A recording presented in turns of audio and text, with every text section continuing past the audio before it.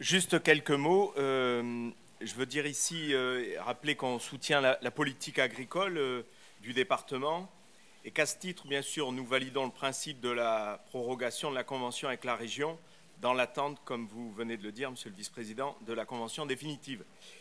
Effectivement, la Gironde est un département où l'agriculture et la pêche et l'ostréiculture ont un poids important sur le plan économique, mais aussi sur le plan social.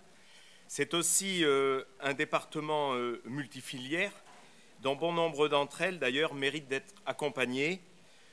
Juste un petit rappel, c'est quand même 6 000 exploitations professionnelles en Gironde, plus de 240 000 hectares de surface agricole utile, dont 115 000 hectares de vignes, et aussi plus de 14 000 salariés agricoles permanents. C'est pour ça que je parlais aussi du volet social.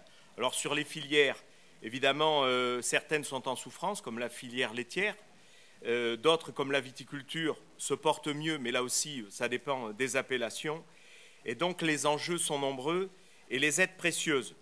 Je m'attarderai juste sur un point, ce sont sur les enjeux environnementaux.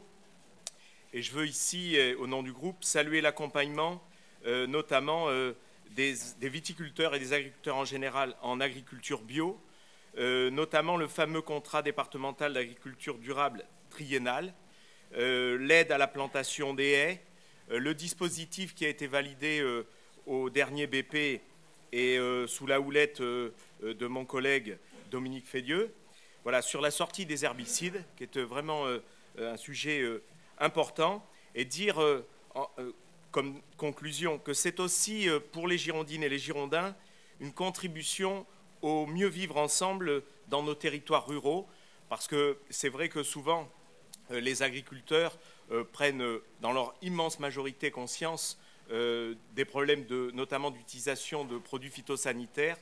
Beaucoup sont dans des démarches effectivement pour évoluer, pour améliorer les choses, mais c'est vrai qu'il y a aussi dans nos territoires ruraux des populations qui vivent, et la politique départementale qui met l'accent justement sur ces enjeux environnementaux et ces aides à l'agriculture en général contribue à ce mieux vivre ensemble, donc je tenais à le souligner.